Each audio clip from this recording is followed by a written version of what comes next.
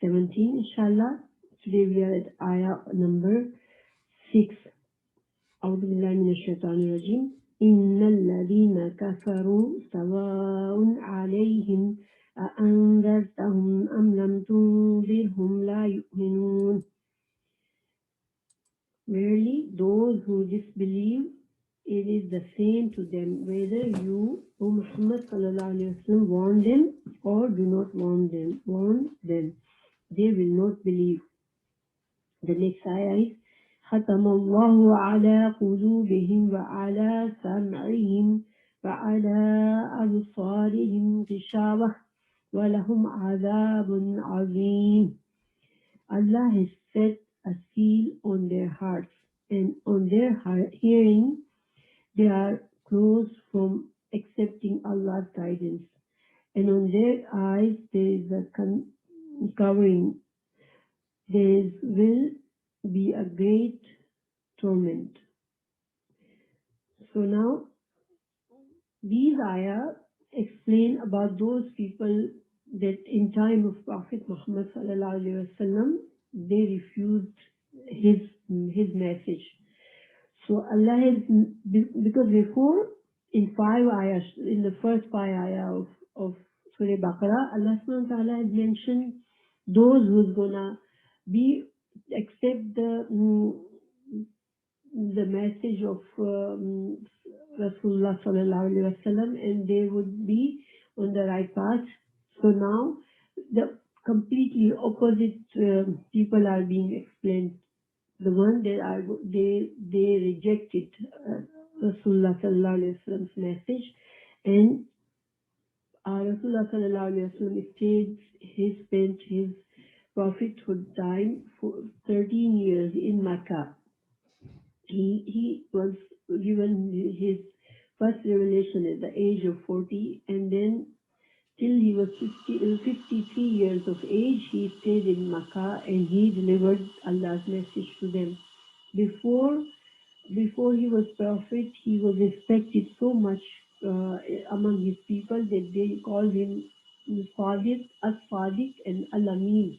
As-Sadiq means the truthful, and Al-Amin means the one that respects, he's honorable, like he's honest. He does not cheat anybody. When somebody gives them their amana, their something valuable to keep, he keeps them and he protects them and he returns them when he's being asked to give him back. So he had the most highest honor at that time before he got his first revelation, and he was respected and loved by all his people. And Allah does that. When Allah wants to choose a person to be a messenger, Allah gives them very high quality of good values from the beginning. So that was Prophet Muhammad sallallahu alaihi wasallam, that he was such a respectful person. But when he was given the revelation, and he was told to now warn his own people first before he warns anyone else. So he got up and he started to preach, and he started to pass Allah's message. But what happened is that his own people, for them it was very easy to understand. They would have believed anything he had said. If he had said that there is some huge army that's coming on your way to fight you, they would have believed it. But it's just this message was flashing their lifestyle. They were used to live the life of pleasure. They did whatever they like to please. They earn their earnings in all the right or wrong ways, and it was like whoever has more strength, more power, they can do anything to the people who are weak. So it was like a law of jungle. The person who has power, they can do anything, and these powerful people, they rejected his message very strongly because they realized that what Prophet Muhammad sallallahu alaihi wasallam is saying is to worship one God only. They knew Allah, they knew that there is Allah, and they knew this Kaaba is Allah's home, because they was Hazrat Ibrahim alayhi salam's older son, Hazrat Ismail alayhi salam, was he lived in Makkah, and they were like kind of his descendants. So they knew the message of Allah in a way, but they had changed. People always change prophets, messengers, prophets' message with the times. So they changed it from the one Allah to they made too many idols, and they put all these idols in the Kaaba, and then people around the world would come to Kaaba to worship these idols and get blessings from them. So, and this was a great source of revenue for them, and it was a great source of honor for them because people respected Quraysh. They were Quraysh. His tribe's name was Quraysh. So they were highly respected due to this Allah's home, and they knew this is Allah's home, but they started to believe that these idols are our helpers to reach Allah, and these are gonna help us to, if we please these idols, then these are gonna be help us to get achieve the best from Allah. So now the first message, the first point from Prophet Muhammad sallallahu alaihi wasallam in which invitation was that just worship one God, one Allah, and let go of these idols, and that was a big thing for them. And then the second thing was that you will be judged by your actions. So watch your actions. Don't do unlawful things. Don't do sins. Give up your sins and live a pure, good life, because you will be resurrected. You will have another life, and you will be accountable for your actions. These two things were completely, they were like clashing with their lifestyle. If they start to believe this, that means they have to completely change their lifestyle, and that was not acceptable for them. So even though they understood Prophet Muhammad sallallahu alaihi wasallam's message, and they understood in their hearts that this is the true, what he is saying is truth, and they should listen to him, and they should accept his message, but they fought in, they created a lot of problems for him even to pass his message to others. So for 13 years they made every possible way they fought Prophet Muhammad sallallahu alaihi wasallam's message and his mission. So then Allah subhanahu wa ta'ala says that now telling them, now giving them this message of Allah is it's not going to help them. They have earned Allah's anger, and Allah has now sealed their hearts, and now their eyes cannot see. They see the truth, but they cannot really see it. Their hearts cannot see the truth. The ear can hear the truth, but it doesn't reach to their heart, because this is the punishment. So this very scary thing for us too, because a person, we do this too. When many people, when they are called to Quran, they just want to avoid it. Why? Because the first fear that comes to their heart is they will have to change their lifestyle.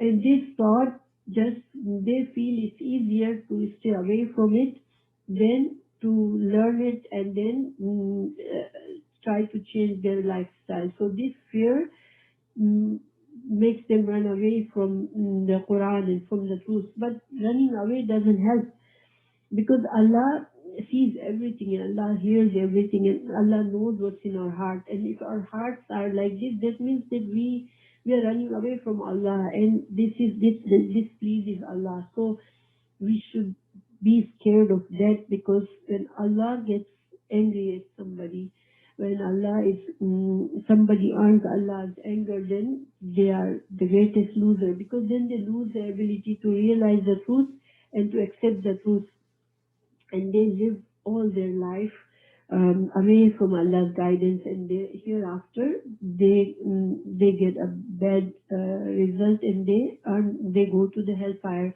May Allah save us from them. from this kind of ending. But this is for the extreme case. See, there were people in Prophet Muhammad sallallahu alaihi wasallam's his own uncle Abu Lahab, and there was another Abu Jahl. These were the worst of people, and there were many other like them, and their crimes were greater, very great. And they saw Prophet, Allah's Prophet was in front of their eyes. He was in among them. So that their crime was very big, and they earned Allah's anger, and Allah had put seals to their heart. But in authentic hadith, we are told that when we do something wrong, we do a sin, what happens is our heart gets tinted. There's one black dot comes appears on our heart. Now this heart, our hearts are pure. By nature, Allah has created us with a pure heart. Every child is born is on fitra. In hadith it says every child is born on fitra. That means that their hearts are ready to accept Allah's guidance, and they are unconsciously, they have in subconscious there is a knowledge of a creator. They know there is a creator, and their hearts get peace and happiness when they accept Allah's message, and they do things to please Allah. This is how we are created. But our heart gets us adopts when we disobey Allah, we do something that we are forbidden to do, or we do a sin. So then the only way this dot, the black dot, is clean is to run back to Allah and ask Allah's forgiveness, sincere forgiveness, cleanse our heart one more time, and our heart is again pure and clean and ready to accept the guidance. But by constantly trying to reject the truth and constantly doing the bad things and not turning to Allah and not asking His forgiveness, what happens slowly, our hearts get covered by these black dots, and it starts to get dark all around. And one day comes that the heart is completely covered, and it's by in a shell, in a black shell. And now at this point, this heart is has lost all ability to accept Allah's truth, and this heart is now can can see the biggest sign of Allah, and it still would not recognize Him. So may Allah protect from this point. But this is, we should always look, we cannot run away from Allah. He is our creator. And if we believe in Him, then we should not try to avoid learning His book and what He's trying to tell us. Because at least the knowledge is going to help us to make the right choices. And then we can pray to Allah for the guidance. And it doesn't mean that we have to just sacrifice all our life. It's just to spend the life in a way that Allah is pleased with us. And this is not a difficult task. It's just our desires. Our desires tell us, scare us that okay, if we surrender to Allah, then we will have to, we will suffer, and we won't be able to fulfill our desires. Or Shaitan is our enemy. He constantly whispers in our heart, and he constantly tries us to get away from Allah.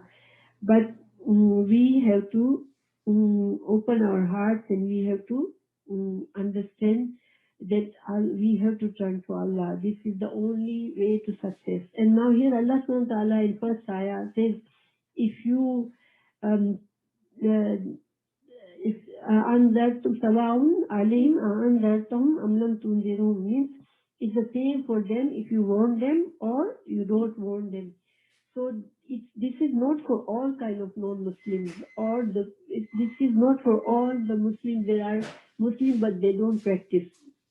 We are supposed to tell them. We are supposed to give them the warning of hereafter, and it does help people. It's just this is because these people were reached to their limits. They earned Allah's anger, but this doesn't happen so easily. This person could do so many wrongs, but it's still, if he turns to Allah and Allah forgives him. So that means that if we cannot stop warning, we cannot stop telling people about Allah and Allah's guidance. If we have some knowledge, then we should pass it on to other people.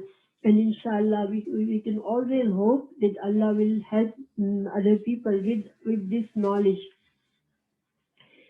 So, and having hope in Allah is a great blessing, and it's also is like a sign of our faith in Allah, because Allah is merciful. I will just tell you one event. This comes from authentic hadith from Prophet Muhammad sallallahu alaihi wasallam, but I don't have the hadith in front of me, so I'm just going to give you a brief. What is this in this hadith? That there was a person before Prophet Muhammad sallallahu alaihi wasallam. He was from the people of book, means he was from the Jews or Christian, okay, faith. And then he had this temper, or he had this habit that whenever something goes against him, he doesn't like something, he would get angry and he would kill people. So he kept killing people with this anger. If whenever somebody does something he doesn't like, or his expectation is not fulfilled, he would kill that person. And he reached to 99. He did 99 murders, and then his heart was torturing him that maybe he should change his way. He's going on a wrong path. And then he went to a person and asked a person of knowledge and asked him, "Is there any hope for me for Allah's forgiveness?" And that person said, "No, you did so many crimes. There's no hope for you." So he killed this person too. But then he found another person who said, "Listen, there is a hope for you, but you have to change your lifestyle, and you have to change where you are living. Maybe your surrounding, and if you change your surrounding and you surround yourself with good people, then it will be easy for you to change your attitude too." So he said, if you change your attitude and you ask Allah's forgiveness sincerely, then inshallah Allah will forgive you. So he did that. He started to move away from where he was living. And while he was on a journey to move to a town where there were more pious people living, he died in the way. So now, when a person dies, the angel of death come to pick his soul up. So the angels came. So there are angels who come for the good people's soul. They are different than the angels who come for the bad people's soul. They are more scary, those angels, and they are more harsh. And those people that are come for the pious people, those angels are very soft and loving and different, and they are comforting to the human being when they are dying. So both kind of angels come, and they were not sure who's gonna claim the soul of this person. So then Allah taught them to measure the distance from both sides.